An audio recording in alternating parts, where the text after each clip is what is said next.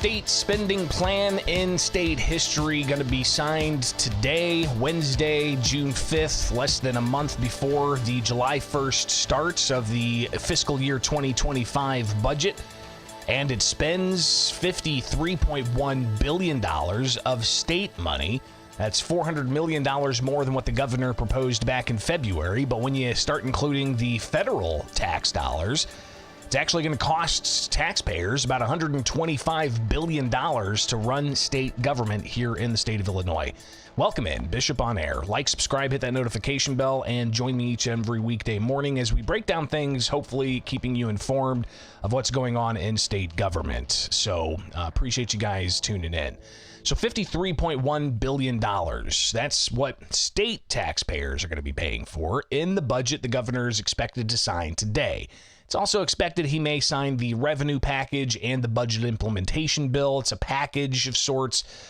You've got the budget line item that spells out all the different places they're going to be spending. You've got the revenue package that includes $750 million in tax increases. Others saying it's approaching $1 billion in tax increases. Then you get the budget implementation bill, which is kind of a measure that says, hey, we're going to shift funds here over there. We're going to increase this rates there, and we're going to, decrease things there. So all of that together makes the fiscal year 2025 spending plan.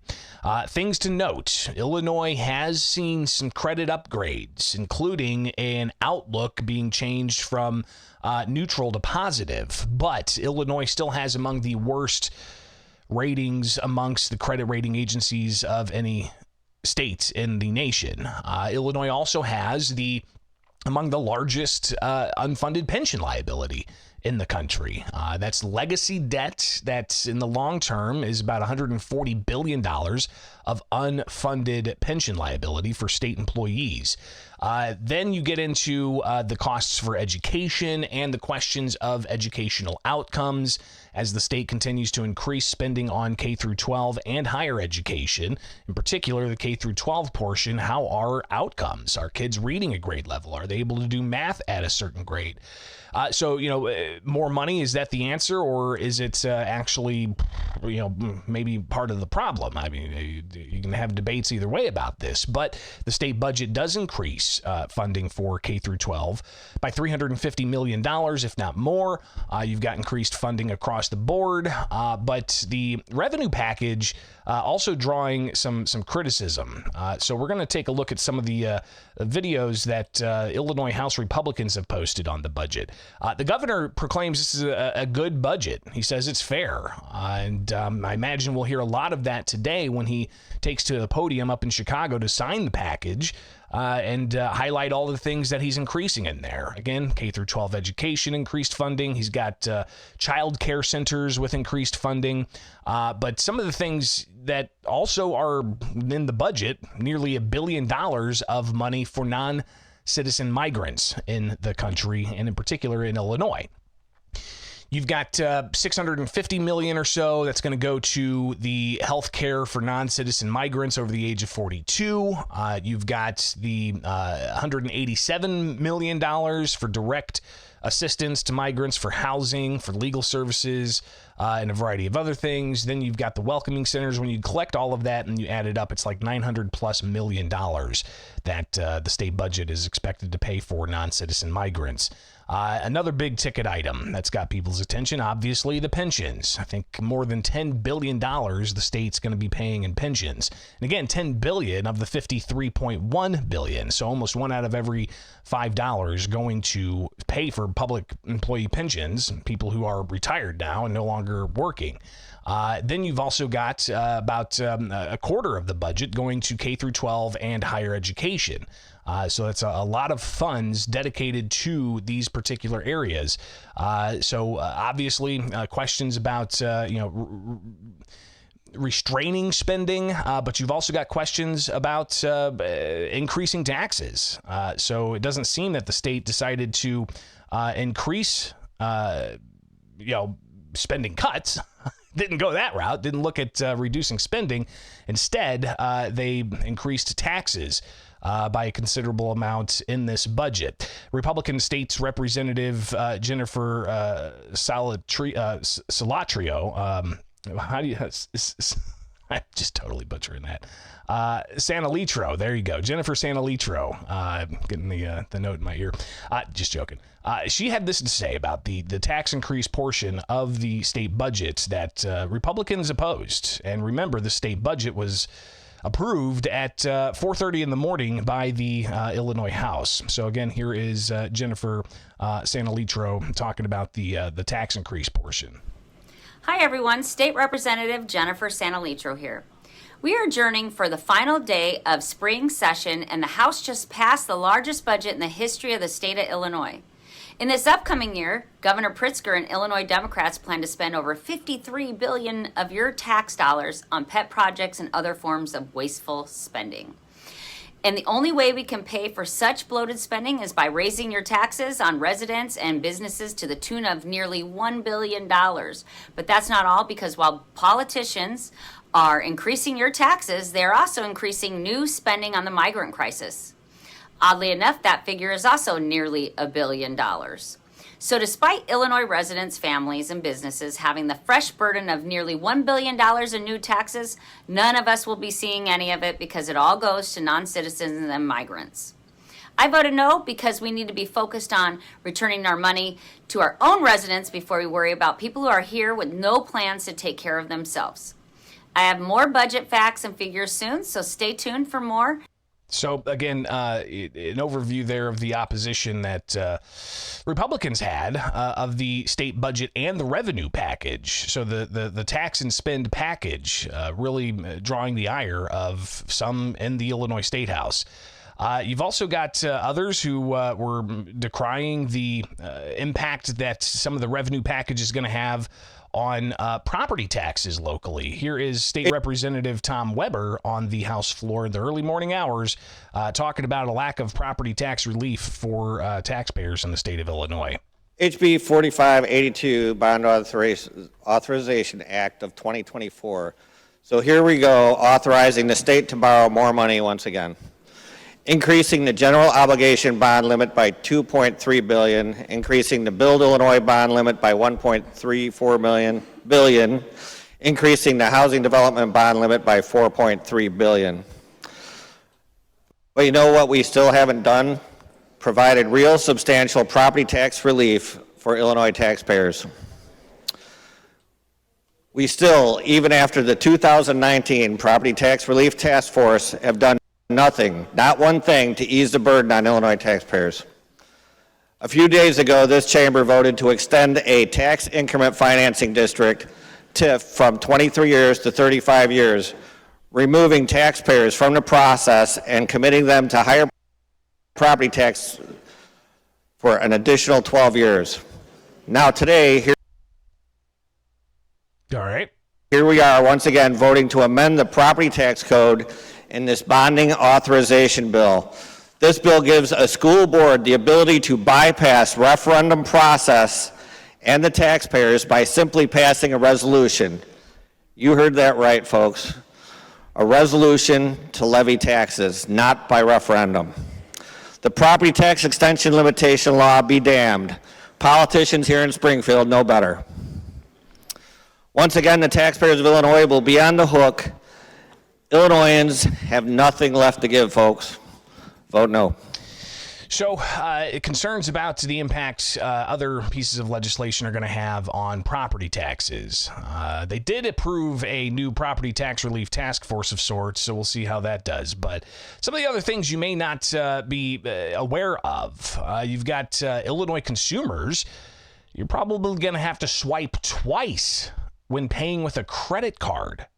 Let me repeat that. Illinois consumers may have to swipe twice when paying with a credit card. This again coming from a story I put out yesterday from thecentersquare.com. So go check that out and be sure to donate and join the newsletter. But what ultimately you have here, the budget the governor's expected to sign today and the revenue package that legislators approved, it changes what's considered an interchange fee. And that's the fee financial institutions give whenever they're processing transactions. But part of the revenue package is a interchange fee prohibition. And apparently this was part of a deal that the Illinois Retail Merchants Association had with the governor's office of management and budget when they were crafting this budget, because they also capped the retailers' discount they get for collecting and remitting sales taxes to state and local governments. So part of the deal of saying, hey, we're going to, cap how much of a benefit you get for getting those taxes and remitting them back to us. In exchange, we'll, prohibit interchange fees on sales taxes and gratuity. So this obviously led to some pushback. The Illinois Credit Union Association, Ashley Sharp, she had this to say during a committee hearing recently. Right now, electronic payment processing is done the same way globally. So no matter where you are, the process for processing your electronic payments is the same. This will require a massive overhaul to complex systems. Unfortunately, the language of the bill does not provide clarity to help guide the process of implementation, but rather it provides more questions than answers. One simple example of the flawed nature of the legislation is the definition of gratuity being a voluntary monetary contribution. We've all been in a group setting at restaurants where there's a mandatory service charge for a large group. So this legislation means that servers in restaurants will have to differentiate situations where gratuity is part of the total subject to interchange fees because it's mandatory, and situations when gratuity is not subject to interchange fees because it's voluntary. This is just one example of the problematic language in the bill before you. Existing systems are not set up to support the proposed system of calculating the interchange rate for a single transaction in multiple ways. What this could mean for consumers is 2 swipes for a single transaction, one for the purchase of the goods or services subject to interchange, and one for the amount of tax and gratuity not subject to interchange, which begs the question, why would card networks continue to process transactions in which they're prohibited from charging fees? Card processing has evolved into a quick and painless process, but in no situation is it ever completely free. So that, again, is Ashley Sharp with the Credit Union League here in the state of Illinois. I asked the governor's office last week, about the interchange fee, in particular, how this come about, and how are companies supposed to, conform to this? Because Sharp also said, listen, this could raise a whole host of issues about, possible fraud or mistakes in having to calculate the total for the goods and then having to calculate the total for the tax and any gratuity that there may be, because the prohibition, if the governor signs this today as expected, the prohibition on the interchange fee is only on the sales tax and gratuity. So they can charge the interchange fee when you swipe your card for the goods, but are you going to have to swipe your card again or maybe pay cash for the tax? I'm not sure how exactly this is going to work, but I asked the question, and the governor's budget director, Alexis Sturm, responded. Let's pull that up. And so, we'll be working through the legislation that passed. Yeah. I think, to be clear, the governor. there were things that we thought were probably the best outcome in order to make sure that we were right-sizing what retailers get in, a payment from the state in a world where most of it is pushing a button on a computer to get a result. And we had essentially one of, if not the highest percentage that was going back to retailers, so it made sense to right-size that. And there were a few things that needed to be changed in the process. So, I don't think there's anything hyper unusual about it. Nothing hyper unusual about it, except for the financial institutions saying that people are probably going to have to swipe twice to pay for the goods and then to pay for the taxes if this is enacted as the governor's expected to enact today. So that's interesting. Again, they say that the financial institutions say there's no benefit to the state for this. This was merely a give to the retail merchants so they don't have to pay as much in interchange fees when it comes to the costs on collecting that for taxes and gratuity. So we'll see how that plays out. Obviously, it might have to go through some rules. So the Joint Committee on Administrative Rules is going to be pretty strapped with a whole bunch of new things to have to deal with. But that's part of the revenue package. The revenue package also increases taxes on gambling machines. But gambling machines aren't the only place that are getting an increased tax. You've also got video gaming taxes that are increasing. So some questioning why video gambling taxes are increasing and why should that benefit Chicago. Again, another story at the Center Square. Go read that from Kevin Bessler. And you've got Springfield Mayor Misty Buscher sounding off about this, as well as State Representative Jeff Kiker. So before the budget was passed, I was the guest speaker 2 weeks before that to the ILBA, which is the Illinois Licensed Beverage Association. And they were very much concerned about that passing, and it did pass. And they're just worried about their revenues, small business, with the minimum wage going up and then Paid Leave for All Workers Act. There's just been a lot of additional expenses on small business, so they were very concerned about their revenue. The city will work as best as we can with our partners.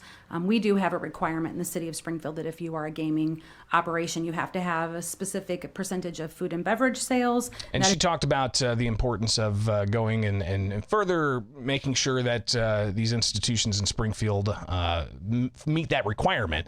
But what's fascinating is the increase in the video gaming terminal fee. It goes into a fund to help in construction projects.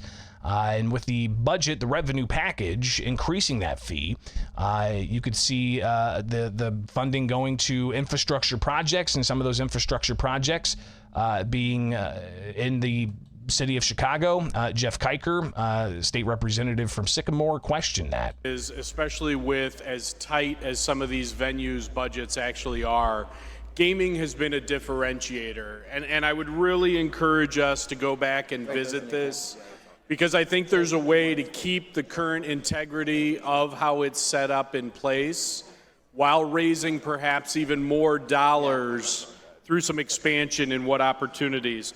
But I think the biggest opportunity, and we heard it once earlier today at least, is when we look at where these dollars are going, they are going to fund our vertical capital, right? And so much of this, as I scroll through the budget and 251 on where those dollars are going, all of these VGT revenues that are being raised outside of the city of Chicago seem to be going and supporting significant projects in the 13th Ward, in the 26th Ward, 27th Ward, Chicago Public Schools, and there are capital dollars that are being raised significantly outside of Chicago. Leader, your time is up. I will close it. This is Schweizer like 3 o'clock in the morning, by the way. And so what I'd like to see even more so is, imagine the pot of money that we could have towards capital projects on a bipartisan basis if we were able to bring Chicago into the VGT world and actually raise some revenues for good projects that could be very helpful there. So I think we have some missteps on the VGT piece. So again, it's an interesting point, right? I mean, Chicago does not allow for video gaming terminals. Chicago does not allow for video gaming terminals. Springfield, we've got them all over the place down here. I mean, there's like 100 and some odd places where they have video gaming terminals. In the state of Illinois, video gaming terminals are proliferated all over the place, but not in Chicago. Could you imagine if Chicago did allow for video gaming terminals, how much revenue would be created for projects, not just in Chicago, but across the state? As it is right now, the rest of the state's video gaming terminals are helping to fund infrastructure projects in Chicago. So again, some of the things in this budget still controversial, no question. And that revenue package that passed, it took 3 votes to pass it. 3 votes. And it passed at 4:30 in the morning. And people questioning that process. So it barely passed. The revenue package barely passed. The budget spends more than any other budget in state history. You've got nearly $1 billion in tax increases, nearly $1 billion in money for non-citizen migrants, and a whole host of other spending. We'll break more of this down for you and get some of what the governor has to say tomorrow here So appreciate you. It's Bishop on Air. Thanks for hanging out and being part of the program. And be sure to like, subscribe, and hit that notification bell. And we'll see you soon here with Bishop on Air.